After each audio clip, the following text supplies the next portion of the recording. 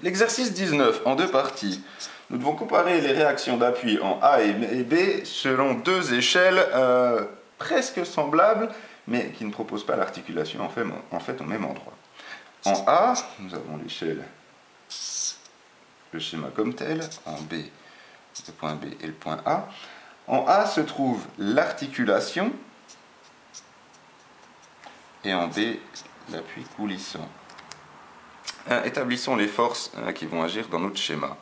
En B, nous avons donc, on appellerait RB une réaction perpendiculaire au plan. Nous avons toujours la pesanteur de l'échelle ainsi que la force F1, on pourrait dire par celui qui est dessus. En A, un appui coulissant, un appui articulé, pardon, nous pouvons proposer une réaction comme telle, RA. Je vais l'appeler directement Y et établir l'axe, comme vous le connaissez, XY. Les trois forces sont déjà dans le même sens. RA, Y et RA, X. Intéressant, la somme des forces, trois inconnus. Donc, nous aurions besoin des trois équations. Je vous laisserai les faire. La somme des forces en X, RAX est tout seul selon cet axe.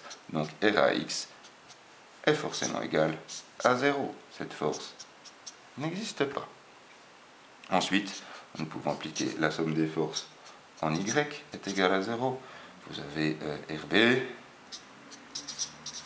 moins P moins F1 plus RA, Y est égal à 0. Ok.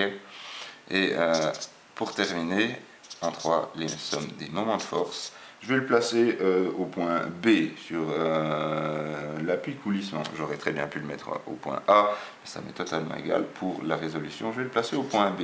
Ça vous montre également qu'on peut placer notre moment de force où on veut.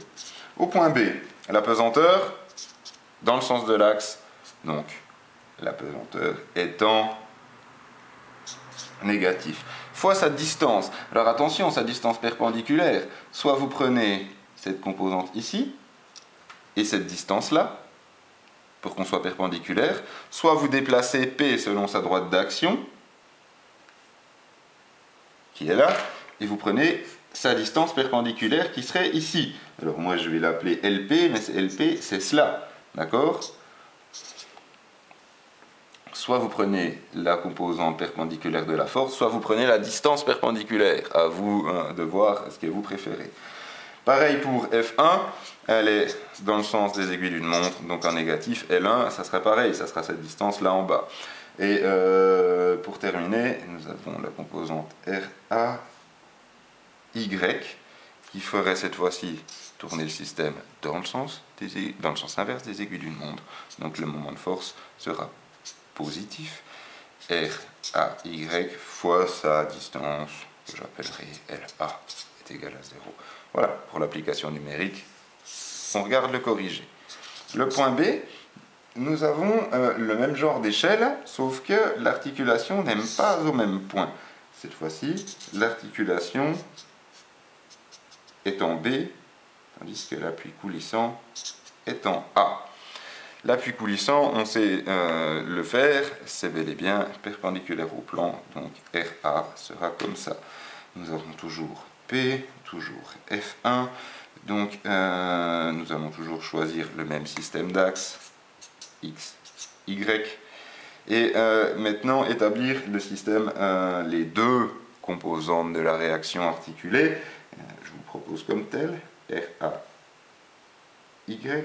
Je la dessine comme ça, on ne va pas se tromper cette fois-ci, car P et F1 sont dans le même sens. Il faudra bien quelque chose pour compenser, donc on peut logiquement la dessiner vers le haut, sans après se tromper niveau mathématique. Donc on a quelque chose comme RB, pardon, je note RA, RBY.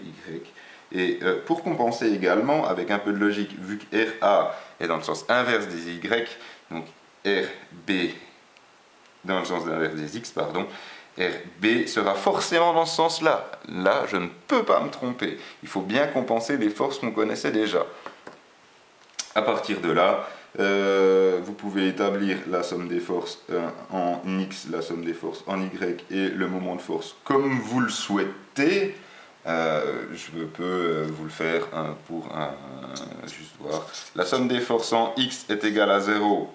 En X, nous avons RBX en positif, moins RAX, on est bien d'accord, mais il n'y a qu'une composante en X, donc je ne le note pas, est égal à 0.